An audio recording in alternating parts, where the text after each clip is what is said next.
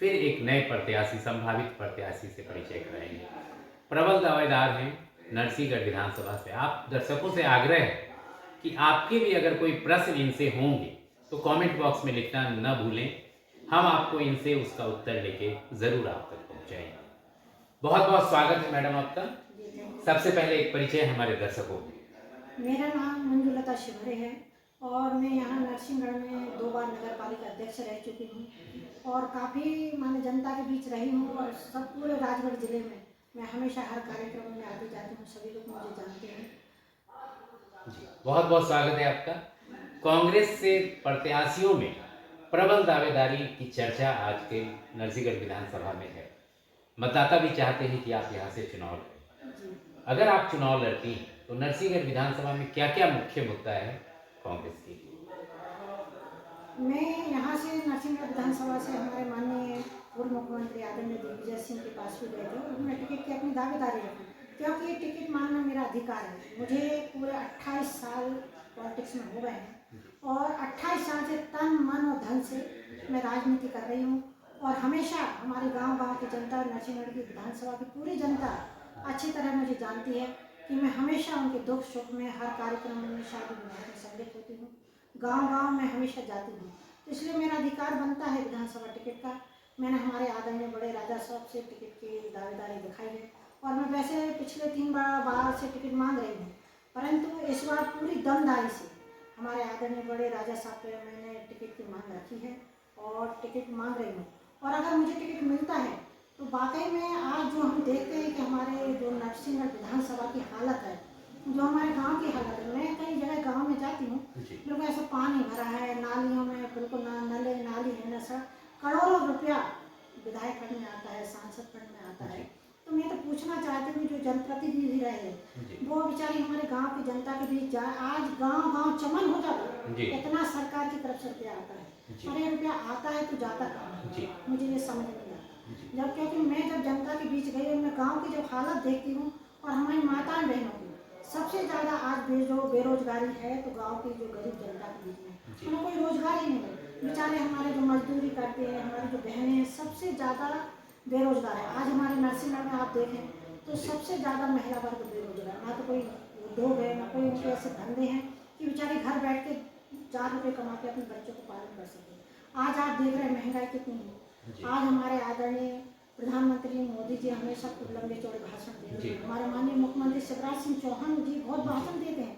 मैं उनसे कहना चाहती हूँ इस मंच के माध्यम से कि आप थोड़ा सड़कों पर चलें, गरीब जनता के बीच आएँ, उनके दुख दर्द को सुने, तब आपको एहसास होगा कि आज जनता किस हालत में है। आज आप महंगाई देख रहे हैं, पेट्रोल डीजल जो मीठा तेल 60 रुपये मिलता था आज 200 रुपये पहुँच गया। तो गरीब मजदूरी करेगा, 200-250 कमाएंगे तो घर कैसे चलाएगा, बच्चों को कैसे चलाएगा? महंगाई भी एक बहुत बड़ा मुद्दा है। विदित हो कि यह क्षेत्र है जहां हम बैठे हैं, वहां राजा साहब का प्रभाव बहुत ज़्यादा है।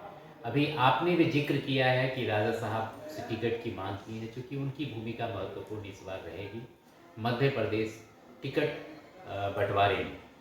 ये तो आपने बताया कि बहुत सारी समस्याएं हैं जो वर्तमान विधायक के कार्यकाल में, लेकिन हम जानना चाहेंगे कि आप अगर आती हैं तो क्या परिवर्तन कर देंगी? मैं अगर आती हूँ तो पहला मुद्दा तो मैं आपको बताना चाहती हूँ कि जो हमारे जो गांव की जनता आती है, भटकती है कि सांसद कहाँ है, विधायक कहाँ है, ढूंढती है, तो मैं बिल्कुल विश्वास दिलाना चाहती हूँ हमारी नरसिंहगढ़ विधानसभा की जनता को कि मैं हमेशा जनता मेरे पास नहीं, मैं जनता के पास आऊँगी। मैं खुद स्वयं गाँव जाऊँगी और जो हमारी माताएं बहनें भाइयों की जो समस्या होगी, चाहे सड़क की हो, चाहे पानी की हो, चाहे नाली की हो, जो भी उनकी समस्या होगी, मैं खुद स्पॉट पर पहुँचकर उनके बीच बैठकर उनकी सारी समस्या को सुनकर जी, सुगमता से उपलब्धता की बात आप कर रही हैं। जो वर्तमान विधायक पे आरोप लग रहा है कि उसका संचालन वो भोपाल से ही करते हैं, लेकिन जो किसान यहाँ नरसिंहगढ़ में बहुत ही ज़्यादा किसान हैं, किसानों के लिए क्या योजनाएं हम जानना चाहेंगे? मैं आपको बताना चाहती हूँ कि वाकई में एक हम लोग कहते हैं किसान अन्नदाता होता है। अन्न माने वो बेचारा इतनी मेहनत करता है, खेतों में रात दिन पड़ा रहता है और जब वो अन्न लेकर आते हैं मंडी में देता है, आज हम लोग जब वो खाते हैं तो आज वाकई में सबसे ज़्यादा परेशानी तो हमारे किसान भाई, ना तो उनको उपज के भाव सही मिल रहे हैं।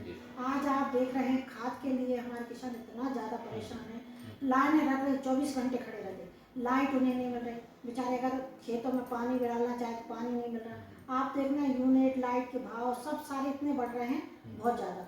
तो हम चाहते हैं कि हमारे किसानों का सबसे बड़ा जो मुद्दा है उन्हें खाद बीज टाइम से समय से मिले और उनकी जो फसल करते हैं उसका उनको सही दाम मिले, सही समर्थन मूल्य मिले उनको। आज प्याज लहसुन आपने देखा कि कितनी बुरी हालत है, बेचारे सड़कों पे फेंकी है, इतनी मेहनत करते तो उन्हें उचित दाम नहीं मिलता है। तो मैं चाहती हूँ कि हमारी कांग्रेस की सरकार आएगी तो सबसे पहले हमारे किसानों का कर्जा माफ होगा।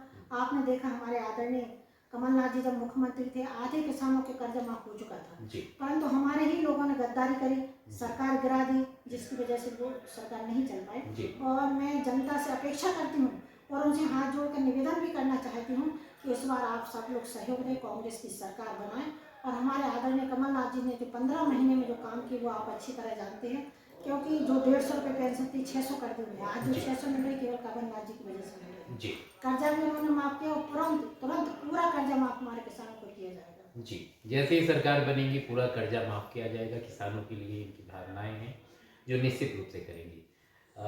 मैडम, अगर सपोज आप सदन में आती हैं तो विधानसभा के लिए पहला प्रश्न क्या होगा आपका?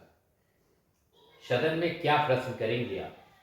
किस समस्या को उठाएंगे सबसे पहले आप?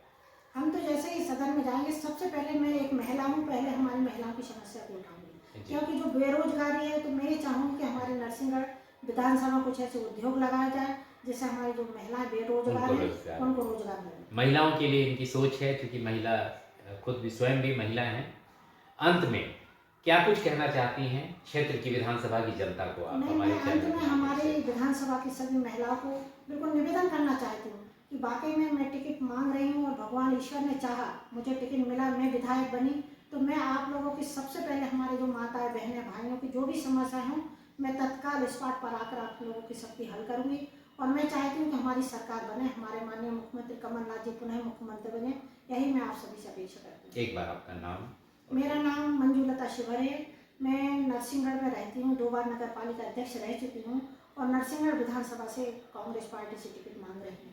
बहुत बहुत धन्यवाद, आभार विचार साझा करने के लिए और आने वाले चुनाव के लिए बहुत सारी शुभकामनाएं। आप दर्शकों का भी आभार, इतने देर हम लोगों को आपने सुना। आपके कोई प्रश्न है तो कमेंट बॉक्स में लिखना ना भूलें। आदर्श निर्मल सत्याग्रह के लिए